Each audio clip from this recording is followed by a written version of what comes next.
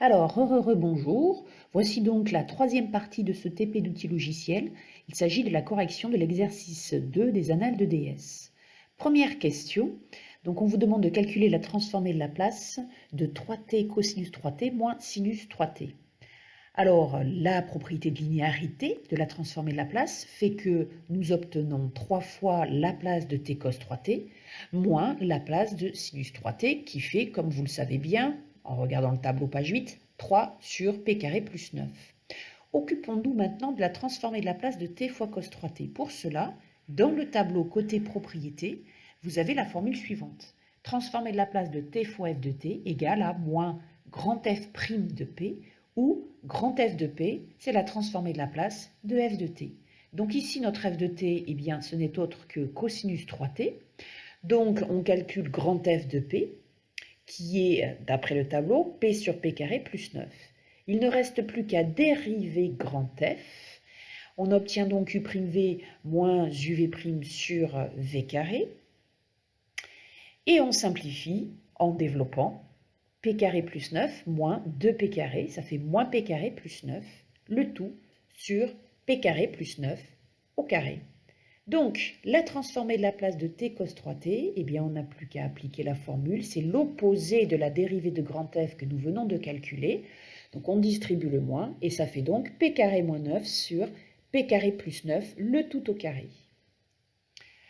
Donc, si on récapitule, la transformée de Laplace de 3t cos 3t moins sinus 3t est donc égale à, alors, eh bien, la formule ici multipliée par 3, moins 3 fois 1 sur p carré plus 9. Nous allons réduire au même dénominateur parce que ça nous sera utile pour la question B. Donc, on va multiplier numérateur et dénominateur de cette fraction par p carré plus 9, ce qui va donner 3p carré moins 27 moins 3p carré plus 27. Avec des parenthèses, bien entendu. Donc, on obtient les 3p carrés qui se font la malle. Voilà, d'accord.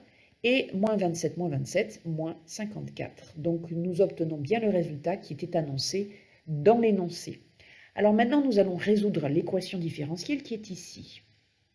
Pour cela, on va poser grand Y de P, la transformée de Laplace de petit y de t, et nous appliquons la transformation de Laplace aux deux membres de cette équation.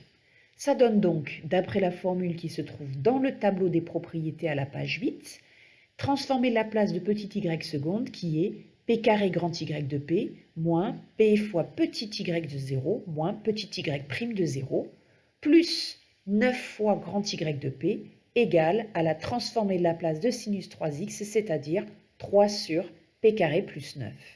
Alors y de 0, d'après les conditions initiales, est égal à 0, et y' de 0 est égal à 1, pardon, et y' de 0 à moins 1. Voilà, donc on n'a plus qu'à remplacer. Donc nous obtenons ainsi, grâce à la transformation de Laplace, une équation algébrique. Nous sommes passés d'une équation différentielle à une équation algébrique d'un connu grand Y de P. Donc équation algébrique, ça veut dire qu'il n'y a que des additions et des multiplications. Voilà, donc on factorise par grand Y de P et on fait passer, c'est-à-dire qu'on soustrait par moins P plus 1. Voilà, voilà ce que nous obtenons. On réduit au même dénominateur, donc on va multiplier P moins 1 par P carré plus 9 sur P carré plus 9. On distribue, ça fait P cube plus 9P, donc P cube plus 9P, et ensuite moins P carré moins 9. Voilà, donc moins 9 plus 3, ça fait moins 6. Et donc, voilà la fraction obtenue. Alors, nous allons la décomposer en somme d'éléments simples. Pour cela, on commence par factoriser le dénominateur dans R. Mais vu que P carré plus 9, c'est P moins 3J fois P plus 3J, identité remarquable que vous connaissez bien, au carré, voilà. Donc, ça donne ceci. Et donc, la factorisation dans R, eh bien, c'est P carré plus 9, le tout au carré. Donc là, il est déjà factorisé, ce polynôme, il est déjà factorisé dans R. Alors maintenant, cette fraction est-elle simplifiable, réductible ou irréductible? Eh bien, nous allons pour cela tester les racines du dénominateur sur le numérateur. C'est-à-dire, les racines, c'est 3j et moins 3j. Donc nous allons tester 3j. Donc ça fait 3j au cube moins 3j au carré plus 9 fois 3j moins 6. Moins 6, voilà. Donc ça, bien, ça ne fait absolument pas 0, hein, puisque ça va faire moins 27j. Ensuite, ça va faire plus 9, plus 27j, moins 6. Donc c'est différent de 0. Donc nous passons à l'étape 4, décomposition en somme d'éléments simples dans R. Donc ici, vous avez non seulement une puissance 2, donc des racines multiples, hein, des racines doubles. Donc on va avoir un élément simple de seconde espèce parce que le delta est négatif, donc de la forme AP plus B sur P carré plus 9 au carré. Et comme nous avons ici une puissance 2, nous allons avoir un deuxième élément simple de seconde espèce avec au dénominateur une puissance 1. Voilà, donc il nous faut maintenant calculer les coefficients A, B, C et D.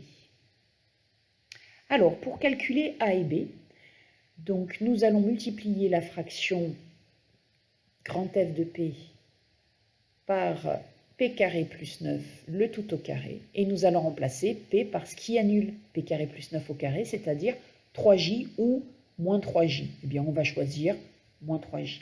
3J, pardon. Voilà. Oui, la fraction, je crois que c'est grand Y de P, mais bon, voilà. Donc, ça se simplifie et il ne reste plus que, voilà, ceci, d'accord, les 27J s'en vont, et donc tout ça, ça fait 3. Donc, on identifie partie réelle B qui est égale à 3, et partie imaginaire 3A qui est égale à 0. D'accord? Parce que là, c'est comme si on avait 3 plus 0J. Alors, maintenant, pour calculer C et D, nous allons avoir deux inconnus, donc il nous faut chercher deux équations, y de 0 par exemple, et la limite en plus l'infini de py de p. Voilà, donc je vous laisse lire les calculs. Et voilà finalement ce que nous obtenons. Alors ici, il y a une erreur, c'est pas 12 mais c'est 3. Voilà, d'accord, donc 3 plus, voilà. Donc nous n'avons plus qu'à chercher les formules. Alors, voilà, donc ici, c'est à nouveau 3. Alors, voyons voir. Y de P, donc ça fait 3, voilà. Donc ici, nous récupérons le résultat de la question 1, d'accord. Donc moins 54 sur P carré plus 9, le tout au carré. Il s'agit de la transformée de la place de 3t, cos 3t moins sinus 3t. Donc ici, hop, petite rectification, il s'agit de 3. Voilà, et donc après le restant, hein, on a scindé en deux la fraction pour faire apparaître le cosinus et le sinus de 3t. Voilà, donc ici, quelques calculs. Alors, ça fait 9, si on développe, hein, ça va faire les 2, 3, là, ils s'en vont avec le 9 en bas. Donc, hop, ça va nous faire, du coup, un sixième. Voilà, donc là, ça fait un sixième. Voilà, et après, moins, alors, du coup, ici, ça va se simplifier aussi par 1 sur 18. Voilà, 1 sur 18. Voilà, et donc ça fait 1/18e moins 1 tiers, on multiplie par 6, ça fait 1 moins 6, ça fait moins 5 sur 18 ça, hein, moins 5 sur 18 pour le coefficient de sinus. Voilà, petite erreur, petite coquille, et voilà. Bon, mais je crois que c'est fini. Bon, mais écoutez, je vous souhaite bon courage pour la suite, et n'oubliez pas que le DS, c'est la semaine prochaine. Au revoir.